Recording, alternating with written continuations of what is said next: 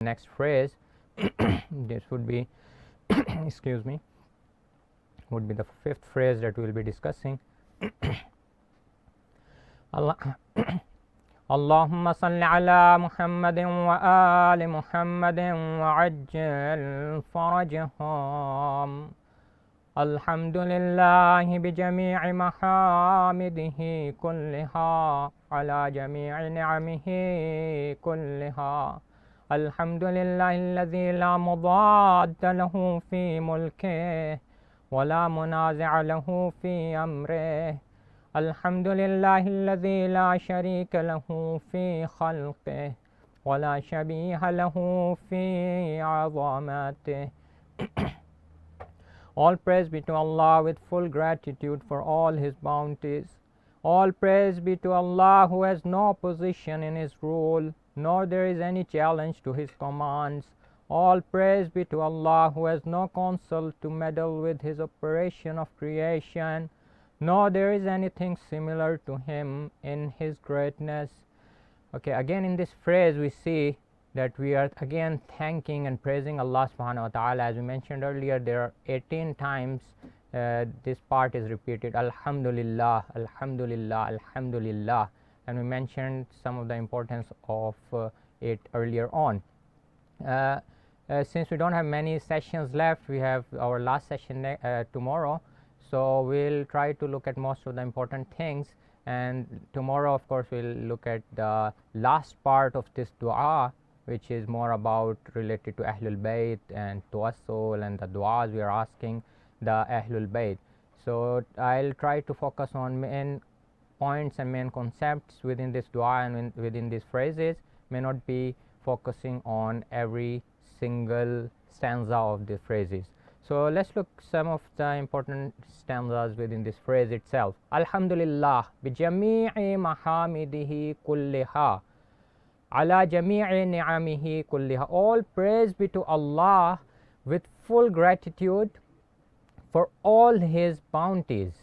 Here we are saying Alhamdulillah, that's a complete hamd in itself, but we are emphasizing on our praise with bi jami'i mahamidihi kulliha, with full gratitude, with all the best of my praises belongs to you, O Allah. Ala jami'i ni'amihi kulliha, there's again so much of emphasis.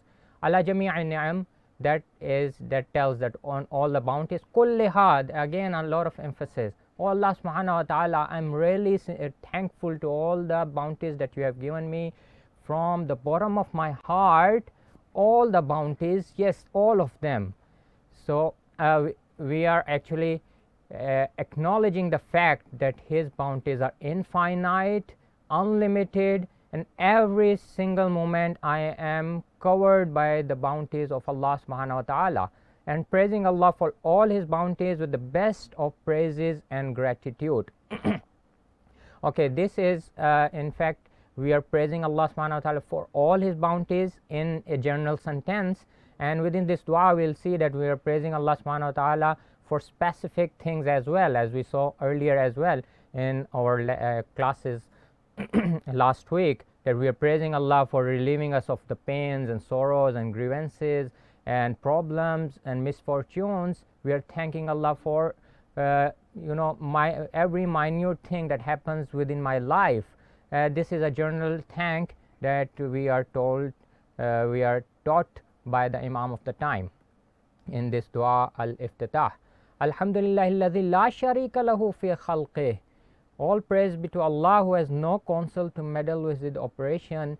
He has no partner when it comes to creation. Wala shabiha lahu fi 'azamatih, nor there is anything similar to Him in His greatness.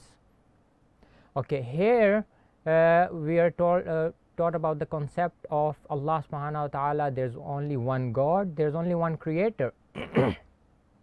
If we look at some of the aqaid books, we'll come with this concept of wajibul wujud. It's a very beautiful concept that was explained to us by the Islamic philosophers, of course learned from the teachings of Ahlul Bayt alayhimus salam, and within the teachings that are taught to us by the Holy Prophet and later on by the Ahlul Bayt. this concept of wajibul wujud, that there is only one wujud, existence, that is necessary. There is only one necessary being. There cannot be more than one, and there has to be that one necessary being. We all are mumkin al wujud, we are all possible contingent beings, and in order to come into existence there has to be one wajibul wujud. And this all details are covered up in the aqaid. I would sincerely recommend all of you to go over this concept in much detail, whether in the aqaid books or whether you attend the classes. This is a very important, beautiful concept that makes our understanding of Tawheed very powerful, very strong and firm, especially when we are faced with the doubts that are created by the atheists during our time. Let's look at one riwayat. Hisham ibn Hakam, a very strong theological student in theology, in fact, of Imam Sadiq alayhi salam. He was strong in aqaid, and Imam Sadiq alayhi salam actually trained him to debate related to aqaid and theological matters. He asked Imam alayhi salam concerning the proof for God's oneness, and look at the beautiful and in very simple statement, Imam is actually covering something which is actually covered in aqaid books in several chapters. Look at the response by Imam Sadiq alayhi salam. اتصال التدبير وتمام الصنع كما قال عز وجل لو كان فيهما آلهة إلا الله لفسدتا. Imam alayhi salam is actually referring to the verse as well, that this is not something something new. In fact, Allah subhanahu wa ta'ala within the Quran as well has mentioned. In fact, this is the way and style of Ahlul Bayt, that they explain the Holy Quran to us, and they use the teachings with the Quran in many of the places. The proof, let's look at the translation. The proof is, when it comes to the oneness of God, the uniformity of order in the world and the integrity of creation. And this is as God says, لَوْ كَانَ فِيهِمَا آلِهَةٌ إِلَّا اللَّهُ لَفَسَدَتَا. Were there multiple deities in the heavens and earth, they would have perished. So Imam is mentioning the ittisal al-tatbir, the uniformity of order in the world. Look at the order in the universe. Look at the discipline that is available, that we see in the universe. Everything is interconnected. There's nothing separated. The moment the child is born, Allah has taken care for the risk of that child. The love of the mother is provided, the affection of the father is provided, and for the nourishment of the child, the mother's milk is well provided in time. So we see that everything is interconnected, and we see ittisal al-tadbir, the uniformity of order. Everything is disciplined, everything is linked together. When the moment the child is born, the proper amount of molecules that the child needs to breathe are available in the environment. It's not that things are not provided. These are also risk that Allah subhanahu wa ta'ala is provided. Proper amount of oxygen is present, and the creation of the lung is such that it can take that oxygen and help the child breathe on his or her own. So this is something very powerful. وَتَمَامُ الصُّنْعِ, and the integrity of creation and the completeness that we see within the creation and within the universe itself. We see the 24 hours system, that it's not that one day it's 24 hours a day, another day it's 5 hours a day, and all of a sudden we are shocked by a sudden night. No, everything is well planned, well disciplined when we see in the universe. So Allah subhanahu wa ta'ala is one. When we say Allah is one, we should keep in mind that we are actually thanking Allah subhanahu wa ta'ala for all these blessings and the order He has actually created in the universe. Let's go on to quickly go on to other phrases and some other important things that we can discuss within this dua. Phrase number 6. الحمد لله الفاشي في الخلق أمره وحمده الظاهر بالكرم مجده الباسط بالجود يداه الذي لا ينقص خزائنه ولا تزيده كثرة العطاء إلا جودا وكرما إنه هو العزيز الوهاب. All praise be to Allah, whose commandments and praise are active in the creation. His glory is evident through His kindness. His distinct overflowing generosity is freely available. His unlimited bestowals do not exhaust, and whose opulent bestowals increase Him nothing but magnanimity and generosity. Verily, He is mighty, abundantly giver. Again, in this phrase, we see that we are again praising Allah subhanahu wa ta'ala for His great blessings, and that are not only at the existential level, at the level of love and showing kindness to me, and special care that attention that is showing to me. At that level also we see His love, and we thank him specially for that. And we know that since He is one, He is wajibul wujud, He is needless of anything. Everything that we have belongs to Him and is from Him. La tanqusu khaza'inu, and His unlimited bestowals do not exhaust. And since I am going to pray to Allah subhanahu wa ta'ala, I am actually getting myself ready with my dua. I am going towards the dua. Before I actually go and ask Allah subhanahu wa ta'ala, I accept this fact that Allah, You are all merciful, and if You grant me something, nothing is exhausted from You, nothing decreases from Your special mercy and blessings. So I am acknowledging this fact, so that when I come to the dua, I have this yaqeen within myself as well, and I have acknowledged that fact in front of Allah subhanahu wa ta'ala. I'll just look at one of the statements within this phrase. Al-Zahiru bil karami majdu, His glory is evident through His kindness. Okay, how do we see His glory? Here Imam alayhi salam is teaching us that His glory and His majd, His greatness, that glory can only be seen through His kindness. Just like when a child, how can a child see the love of his father? He cannot actually see the love. It's not contingent. It's not seeable, something invisible. That love can only be seen through the kindness.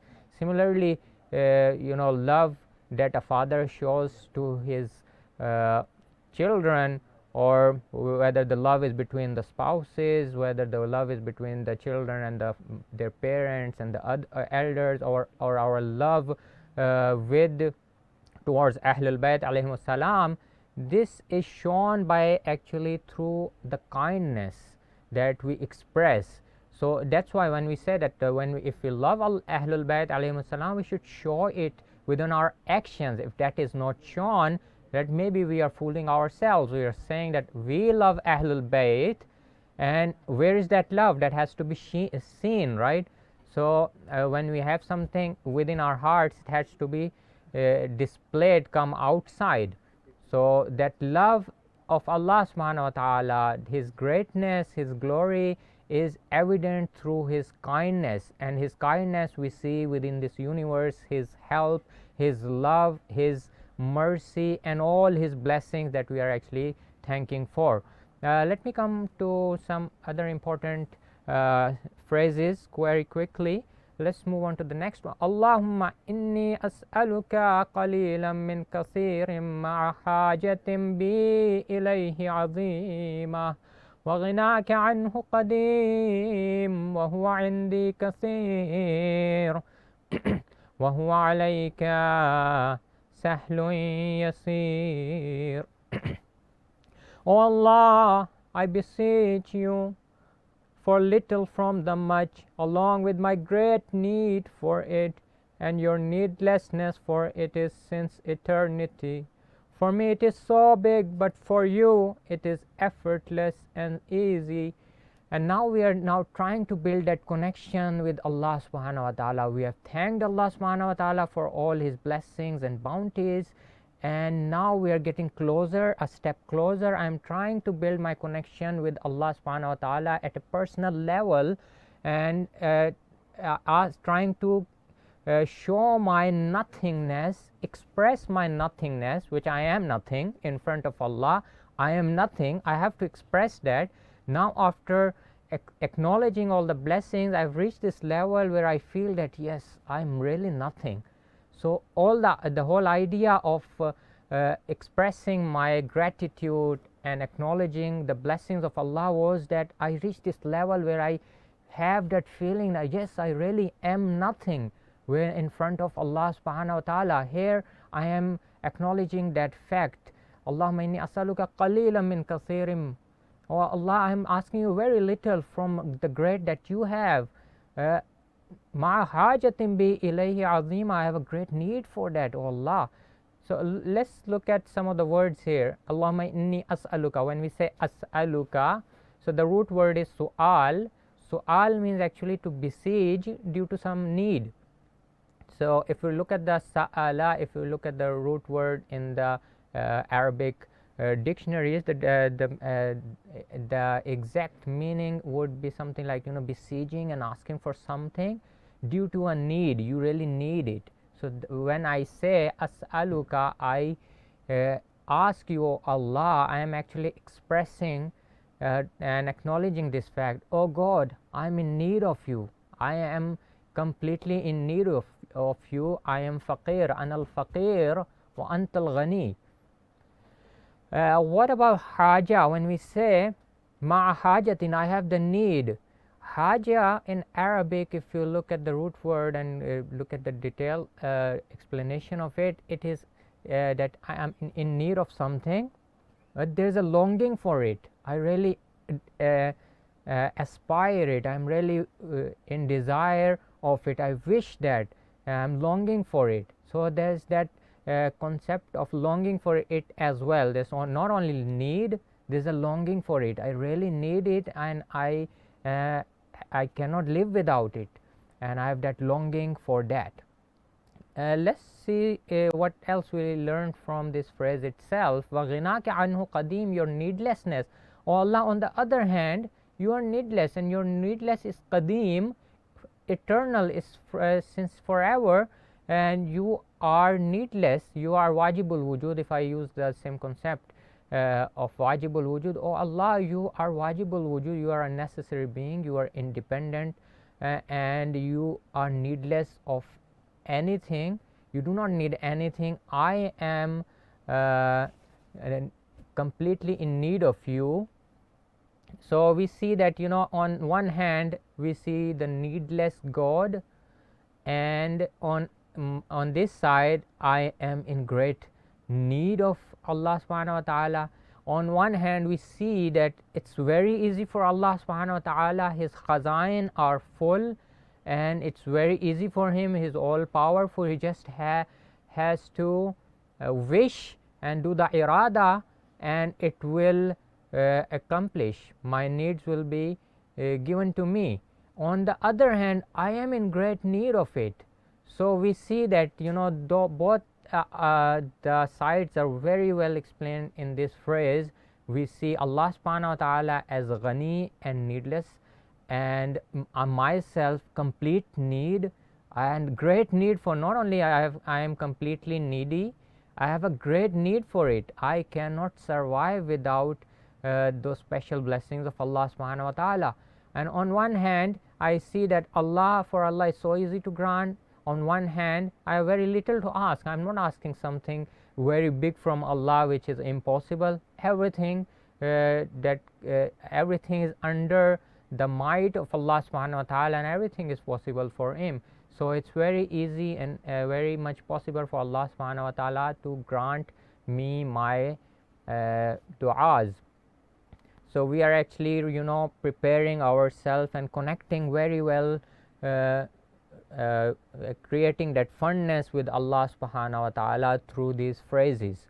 Let's move on to the next phrase. Allahumma inna affaka an dhanbi wa tajawuzaka an khati'ati wa safhaka an zulmi wa sitraka ala qabihi amali وحلمك عن كثير جرمي عندما كان من خطئي وعمدي أطمعني في أن أسألك ما لا أستوجبه منك الذي رزقتني من رحمتك وأريتني من قدرتك وعرفتني من إجابتك.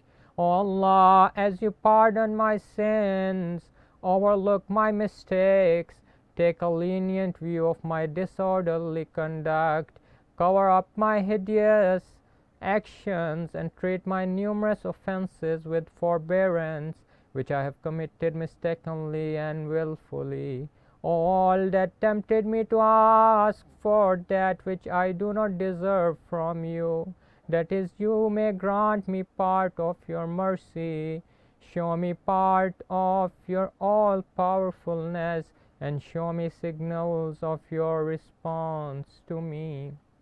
Again, we are acknowledging the special blessings of Allah subhanahu wa ta'ala on me personally, and as an individual, Allah subhanahu wa ta'ala has really blessed me with these blessings. I have so many sins that if someone from within my family itself, if they come to know, they'll not talk to me.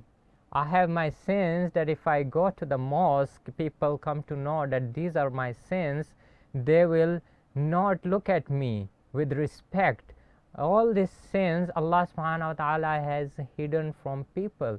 So all these blessings that I see in my life, then when I see these blessings, then I'm tempted to ask for more. Oh Allah, you are so generous, you are so caring, you are so forgiving. Then yes, I've seen that in my life, I want more. That has tempted me, tama, that has created that greed in me, that temptation in me, that I should ask for more and more and more from you. And okay, let's look at some of the points here. So first of all, first point that we see is remind myself. This is very important. As I mentioned earlier also, that many of the cases that we see of despair, hopelessness towards Allah subhanahu wa ta'ala, we see cases of suicide. This is all because we are not reminding ourselves of Allah's special mercy. We are only looking at the negative aspect of this dunya, negative aspect of hardships and misfortunes. We are not looking at the positive aspect at all. So that will result in despair. Despair and hopelessness is gunah-e kabira, is amongst the greater sins. And if you look at the book, a beautiful book by Shahid Dastaghaib Shirazi, The Greater Sins, a very famous book, very important book, a must read book for everyone from the teenage up till even if someone is old enough, it's amongst those must read books that the scholars actually encourage us and ask us to read that at very first level itself. So there you see that the second and third sin is hopelessness and despair, qunut and yas. They're mentioned separately, the second and third. So there are different levels of hopelessness and despair. I would recommend you all to go through those chapters. That is gunah-e kabira, that is amongst the greater sins, that if you do not sincerely ask for forgiveness, that it's Allah's promise is to punish us in hellfire for these sins. So we see that, if we want to come out of that despair, hopelessness, we have to acknowledge the fact that Allah is all merciful, and remind ourselves, keep on reminding ourselves. Let's see what Imam is teaching us in dua, and how to remind ourselves. Allah's lenient view towards my disorderly conduct. I have bad akhlaq, I am not good with my parents, with my family, with my children, with people around me. I'm not following the rights of my neighbors and my social the rights that I have on my shoulders. I'm not following that, but still Allah is not punishing me straight away, giving me the mohlat, giving me the opportunity to correct my actions. Allah is lenient. It's not that the moment I disrespect na'uzubillah my parents and the stone falls from the sky and I'm abolished. No, Allah is giving me the chance to ask for forgiveness, to sincerely bow down to my parents and respect them, or follow the rights the rights of people around me. So Allah is lenient to me. So all this disorderly conduct, bad conduct and haram that I'm na'uzubillah doing, Allah subhanahu wa ta'ala is lenient and still giving me the opportunity. Come back, my servant, come back, tubu ilallah, come back, ask for forgiveness. You have the opportunity this very moment, do tawbah. If you cannot do tawbah right now, wake up early in the morning or before Fajr, and that's the perfect time to ask for tawbah. Come towards me, ask for forgiveness. All these invitations, even 5 daily prayers is the best beautiful invitation of Allah subhanahu wa ta'ala. We sinful people, Allah subhanahu wa ta'ala is inviting us, come to me, talk to me. These 5 daily prayers, Allah subhanahu wa ta'ala is a special blessing. We see it as a burden. Those who do not pray at all, it's a shame that it's a blessing that Allah is inviting. Come to me, my servant, I really love you, come to me, talk to me. And we reject the beautiful gift and blessing of Allah subhanahu wa ta'ala. No, stop, I don't want to pray, I'm tired. So this is like it's insulting someone who is out of true love inviting to you towards that special mercy. His cover up of my hideous actions. I have so many hidden faults, mistakes and sins that people, if the walls would know, they will cry out. If people around would know, they would not talk to me and they'll cut ties with me. So I know myself and Allah knows, and if Allah would have created me as such that whenever I commit a sin, it would appear on my forehead and people would know I've committed that. If I lie, let's say my hand becomes red. If I cheat someone, let's say my face becomes yellow or something like that. If Allah would created this system, this universe as such, people would know exactly what is happening within my heart and what is going through, and I would have no respect in the society. Allah did not do that. He gave me the chance. He's covering up and He's giving me the chance, one at a time, twice, thrice, 4 times, so many times. Yeah, at times a time comes when Allah will not give you the chance. Allah is Sattarul Uyub, but if you keep on transgressing, there could come a time that na'uzubillah, that punishment will come, and that would be really severe, that my all respect will go away. And that actually happens with many people who keep on transgressing the right of Allah subhanahu wa ta'ala, keep on continuing with their sins. Allah then when His sattariyat is removed, then it becomes very dangerous. So alhamdulillah, Allah has covered my sins. People do not know me, the reality of me, they respect me. So I thank Allah subhanahu wa ta'ala. His cover up of my hideous sins, His forbearance towards my numerous offenses. We see in this world itself, if someone is very compassionate, let's say the father, and my father tells me do not do a certain thing, do not go with a friend, with that particular friend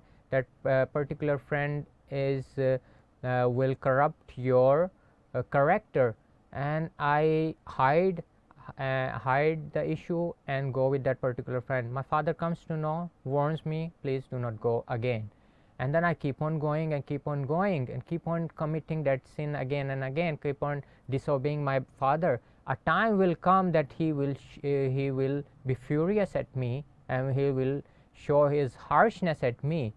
So if we keep continuing with someone who is so compassionate, we see that there are certain level that it can't go further than that. But when we see in the case of Allah subhanahu wa ta'ala, His forbearance, His helm is such that I keep on transgressing, and He is still not punishing me. He's still giving me the life, this beautiful life, this blessing Allah subhanahu wa ta'ala has granted me. Is continually giving me this life and this health. He could, the moment I sin with my hand and I drink something haram, let's say, na'uzubillah, He could will, and the very moment He could, make me paralyzed. He could paralyze my hand, but He's not doing that. The next day, na'uzubillah, someone is going and drinking haram, again Allah is giving him the chance, and he's continually offensing with let's say the hands, and or someone with the eyes or with the tongue. Allah is showing His forbearance. So that's the helm Allah subhanahu wa ta'ala is showing me, and His patience. So I must turn to Him. Oh Allah, okay, up till now I have been very bad, I have been unjust, I've asked for forgiveness. Okay, up till now I am not being a true servant, I was not truly serving You, I was not a true slave to You, I am feeling ashamed, and I turn to You, Allah subhanahu wa ta'ala. So first of all we remind ourselves of all those blessings, and the next level is we see that Allah subhanahu wa ta'ala has really blessed me with all that. Not only my beliefs tell me to ask Allah subhanahu wa ta'ala, my aqaid is telling me that Allah is all powerful, is listening to me, He is all knowledgeable. My aqaid, no, not only my aqaid are the teachings are telling me, and my beliefs are telling me, no, my experience, I've seen that with my own eyes. It's not that I'll see on the day of judgment that Allah will give something special. No, with my own eyes, with my own experience, with my own inner self, I have seen this beautiful coverage of Allah subhanahu wa ta'ala, that yes, I kept on sinning, Allah is covering up my sins. Allah is Sattarul Uyub, Allah is Halim, He is showing His patience, and He is giving me the chance. He is all merciful. He is still saying, Tubu, come to me, come to me. So my experience is forcing me to come to Allah subhanahu wa ta'ala. Not only my aqaid are telling me that come to Allah subhanahu wa ta'ala, He will give you, He only can grant you. No, my experience also tells me that yes, Allah is with all those Asma'ul Husna and beautiful traits and attributes that Allah subhanahu wa ta'ala has, I must turn to Him alone. Let's go to the next phrase that we have. فصرت أدعوك آمنا وأسألك مستأنسا لا خائفا ولا وجلا مدلا عليك فيما قصدت فيه إليك فإن أبت عني عتبت بجهلي عليك ولعل الذي يبطى عني هو خير لي لعلمك بعاقبة الأمور. So I am now supplicating you with security and besieging you with entertainment, neither afraid nor fearful, insisting on you in that which I face to you. But when your response delayed, I, out of my ignorance, would blame you, although perhaps slowing down may be a blessing in disguise, because you alone know the consequences of all matters. Now I'm turning to Allah subhanahu wa ta'ala. After acknowledging, now I'm coming closer to Allah subhanahu wa ta'ala. I'm feeling secure that yes, I with that great sins, I would not be rejected. Allah subhanahu wa ta'ala is calling me, Udu'uni, come to me, come my servant, I love you, it's you who is running away from me. I'm inviting you towards myself. So when we see that Allah with all that great mercy is inviting us, we feel secure. It's unlike the most compassionate person in the world. Also, if we see that my father, my mother there would come a time if I keep on transgressing, then my mother will start cursing me. We have seen people like that, mother, when we see within this world that the greatest love is shown by the mother for her children, that a time comes when a mother says that I am doing aq, or my children, they are my disobedient children and I'm not going to forgive them at all. So aqi walidain, amongst those greater sins. Why the mother with that great love is not forgiving the children? Because a level has been crossed. But when it comes to Allah subhanahu wa ta'ala, whatever level we cross, we still feel secure. We are in that security that yes, Allah will still accept me if I am sincere in my tawbah. Like Hur with that great sin he had committed, that he diverted Imam Hussain alayhi salam going towards Kufa, he diverted towards Karbala, and where Imam alayhi salam was surrounded by all the troops of Yazid and Umar Asad. With his family, Imam Hussain, with all that mazlumiyat that Imam faced, in fact it was Hur who diverted him towards Karbala. So we see that Imam, when Hur alayhi salam comes to the holy Imam, who is the mazhar and manifestation of the rahmat of Allah subhanahu wa ta'ala, special mercy of Allah subhanahu wa ta'ala, when Hur comes to him and asks for sincere forgiveness, Imam completely forgives him, and not only forgives him, goes to the dead body of Hur and shows that special affection for him that we listen in Masaib. So we see that manifestation of Allah subhanahu wa ta'ala through Imam Hussain, that they are, yes, Ahlul Bayt are so merciful, so loving and compassionate.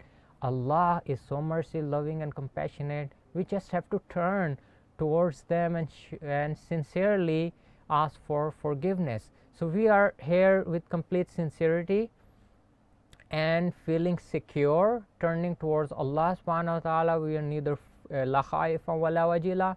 We are not feeling any sort of fear that we will be slapped back and we will be said, no, go away.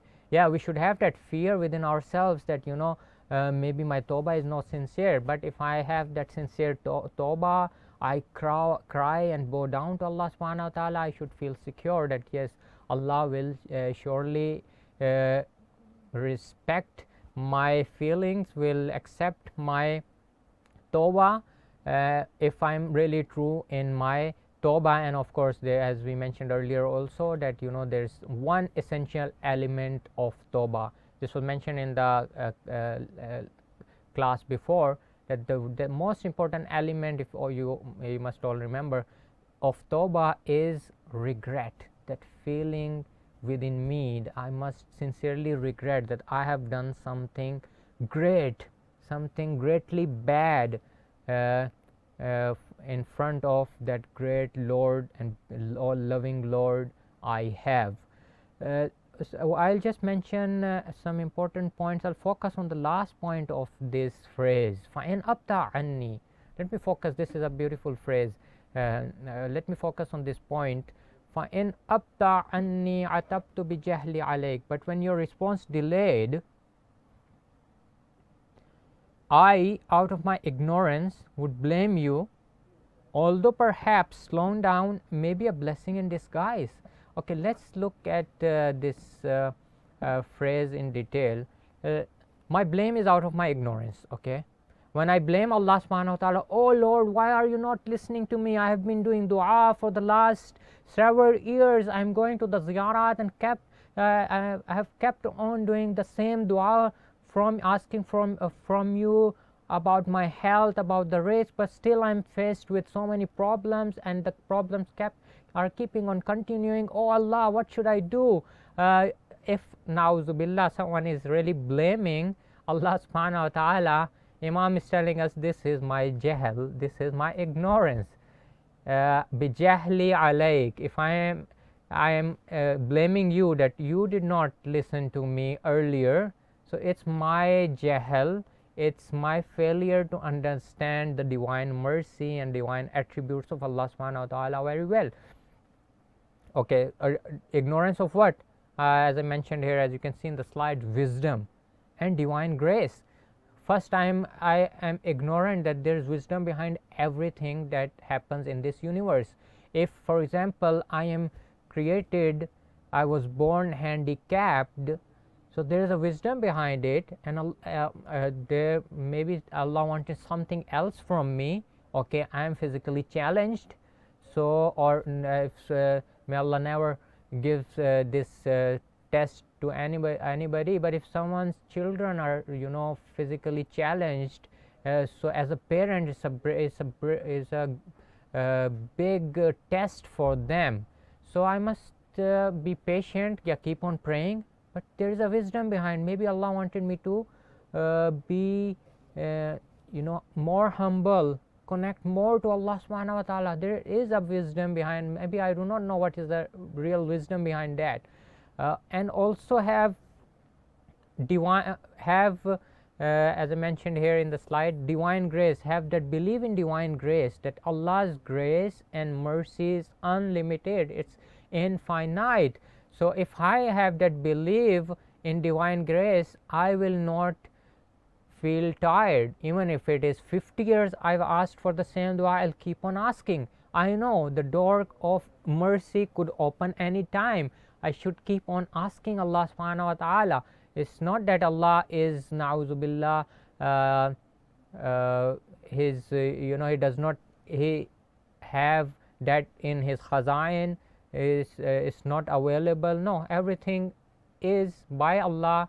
He could create anything for you out of nothing. He could provide the asbab and means out of nothing. So everything is in his hands and in his khazain, and is stored there for by Allah subhanahu wa ta'ala. So I must have that belief in Allah subhanahu wa ta'ala. Let's look at some of the wisdom behind the delay in the acceptance of supplications. So whenever my dua is not accepted, there must be a wisdom behind it. If I'm sincere in my duas, Allah would accept it, but if it is rejected or if there is a delay, there is certainly something behind that. And what could be the wisdom behind? Maybe something better is granted. Maybe Allah does not give me this, Allah gives me something better instead. So I am thinking this is something good, and maybe Allah would give me something better instead. Or better is reserved for the other world. Maybe Allah wants me in this particular problem. Allah wants me to face this hardship. Allah does not want to fulfill my dua right now, because Allah has deserved a greater reward for me in akhirat, and Allah is giving me ajr for the pain I am going through in this world. So let's look some of the other points that we have. In fact, this is a beautiful hadith by Imam Ali alayhi salam. If I go back, if you look at the words fa'in abta anni, the word abta is actually means if Allah delays my anni, Allah delays my response, bata'a, abta'a. Imam Ali alayhi salam is also using the same word here. Let me just read out the Arabic and translate it for you. Imam Ali alayhi salam is saying in this beautiful hadith, la yuqannitannaka ibta'u ijabatihi. The delay in ijabat, the acceptance of dua, should not make you hopeless or despair. فَإِنَّ الْعَطِيَّةَ عَلَى قَدْرِ النِّيَّةِ, because the grant of Allah depends on the niyat. And then Imam goes on to explain why delay, why is there a delay in the grant of Allah subhanahu wa ta'ala. وَرُبَّمَا أُخِّرَتْ عَنْكَ الْإِجَابَةِ وَرُبَّمَا, many a times the delay is because رُبَّمَا أُخِّرَتْ عَنْكَ الْإِجَابَةِ لِيَكُونَ ذَلِكَ أَعْظَمَ لِأَجْرِ السَّائِلِ وَأَجْزَلَ لِعَطَاءِ الْآمِلِ, because there is a higher reward that is stored for the besieger, for the sa'il who is asking the dua. There is a higher reward stored for the besieger and the hopeful, someone who is hoping for his dua to be accepted. Allah subhanahu wa ta'ala is saying, no, okay, I won't go give you this, I have something higher to give you, just keep on bearing.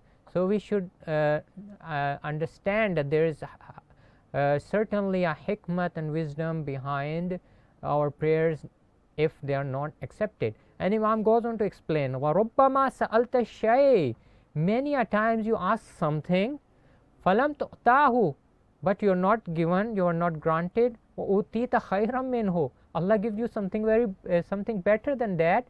Ajilan aw ajilan, sooner or later Allah will give you something better than that.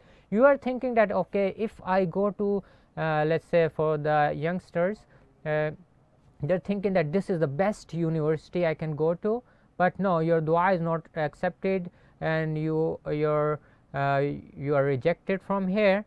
But after several years you find out, oh no, you got something better.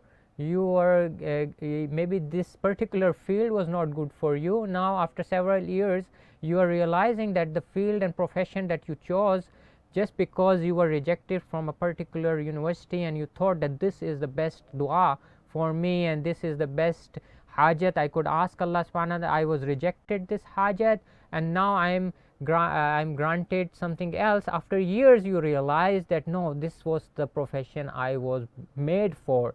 And in fact, if you look at many of the successful people in the world, you will see within their stories that they'll say that something was rejected and something better was given to them. So this is not something unknown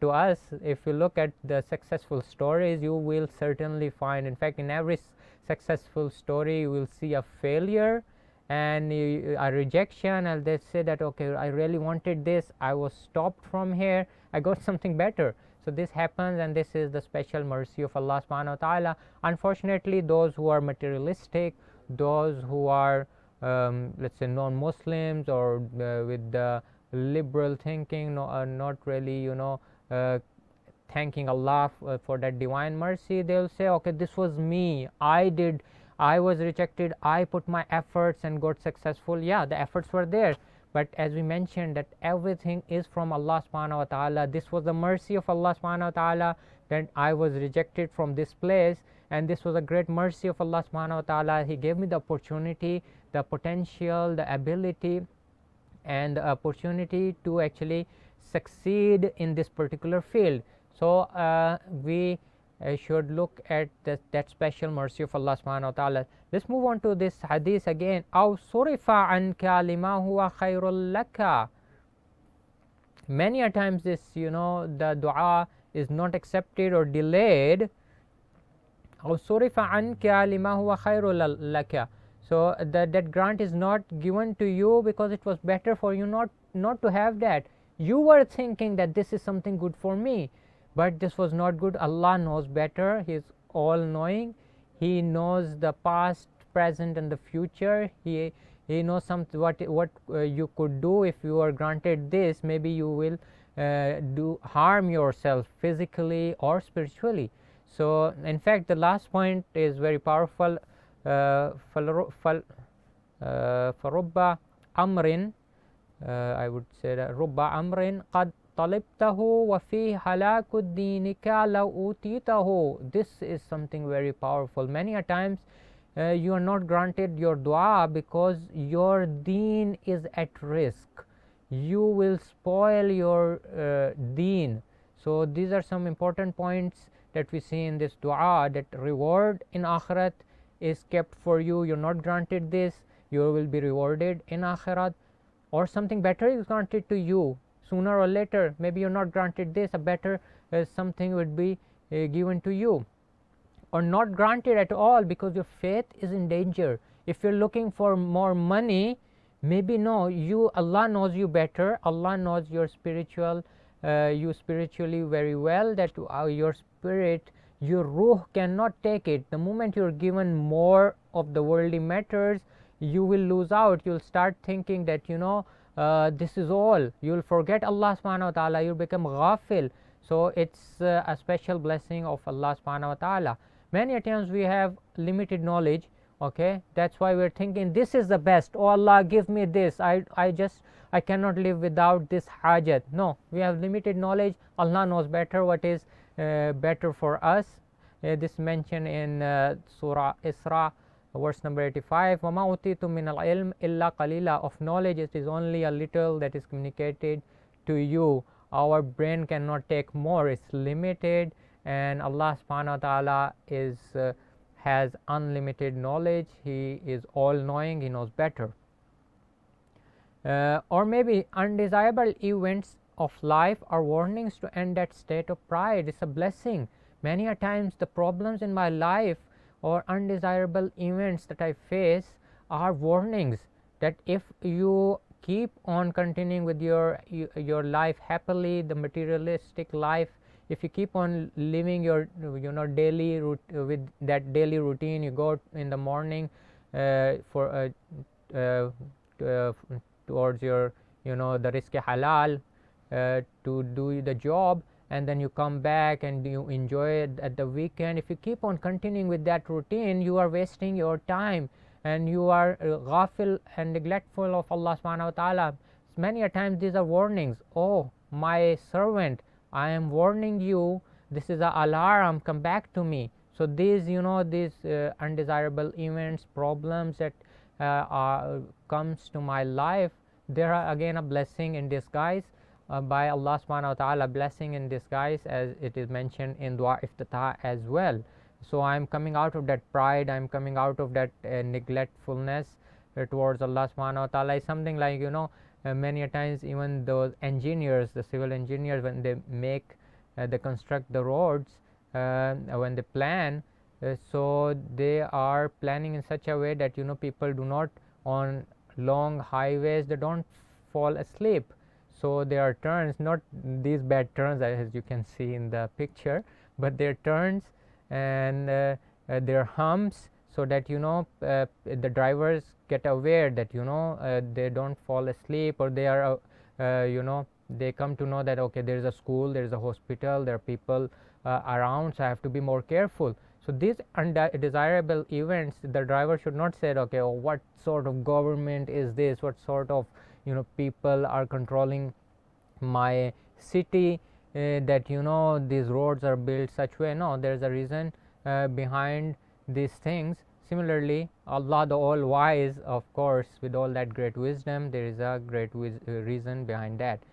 And this is mentioned in this surah Alaq as well. Kalla innal insan la yatgha. Indeed, man becomes rebellious when he considers himself without need. So the moment Allah takes something from me, I feel needy, I feel in need of Allah subhanahu wa ta'ala. So this is again a blessing that Allah has taken something from me and I start feeling that I am in need. So it's very important that whether we are living prosperously, we are living enjoying our life, luxurious life, even during that time I should feel that need towards Allah subhanahu wa ta'ala, so that Allah should not keep on warning me, sending that warning messages, come to me, keep on putting problem and giving me misfortunes in my life. So this I must be connected to Allah subhanahu wa ta'ala in any way, whether in my pleasurous life or whether in difficulties. Or falawla is ja'ahum ba'suna tadarrau. When the suffering reached them from us, why then did they not learn humility? So Allah subhanahu wa ta'ala again in this ayah, it's a message for us that when suffering comes, we that's the last stage has come. Come on my servant, now stop going the wrong direction, come back to me. So human being is nurtured through facing difficulties. Many a times the difficulties are nurturing me. I am trained. As you can see in that statement, the hottest fire makes the hardest steel. So the more we are trained, the more we are put into difficulties, we become stronger.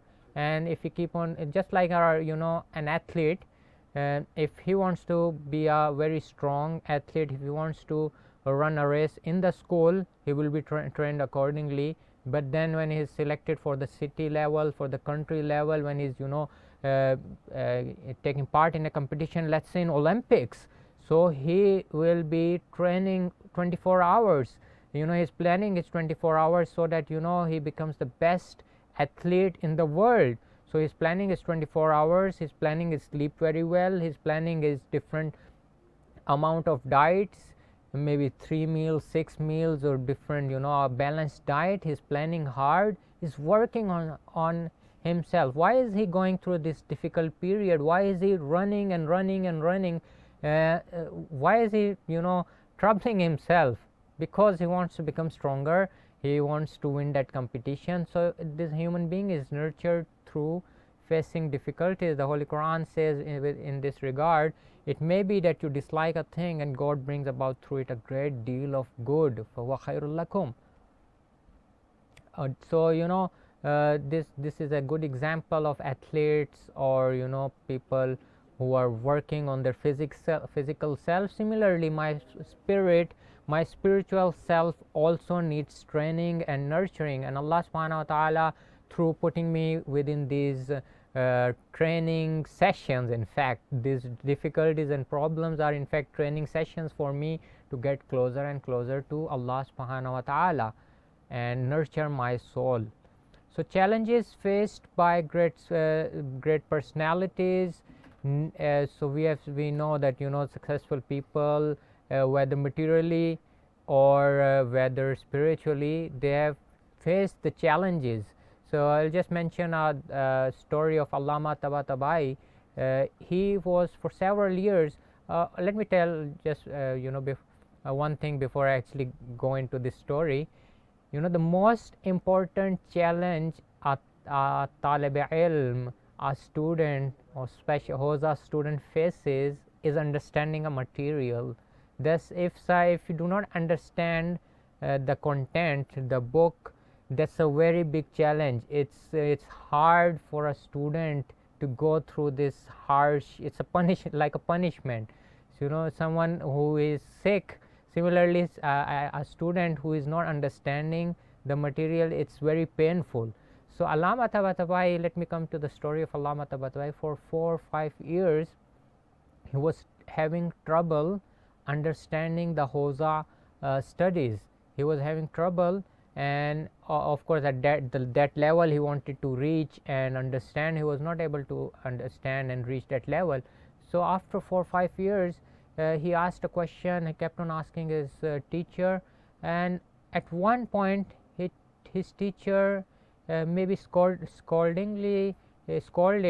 Allama Tabatabai that you won't understand this, you just leave.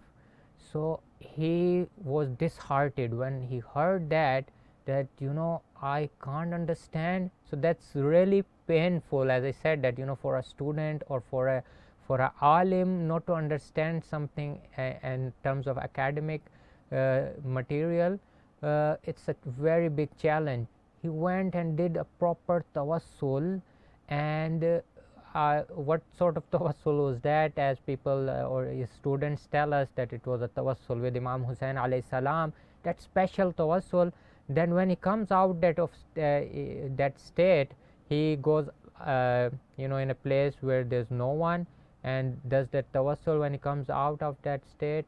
And from the next day onwards, he says, Allama Tabatabai, the great Mufassir Quran, the great philosopher, amongst the great mystics that we have seen in the last century, he says that from then onwards I started understanding everything. I used to study the book, prepare myself for the classes, and the next day I would go listen to the lecture of my teacher.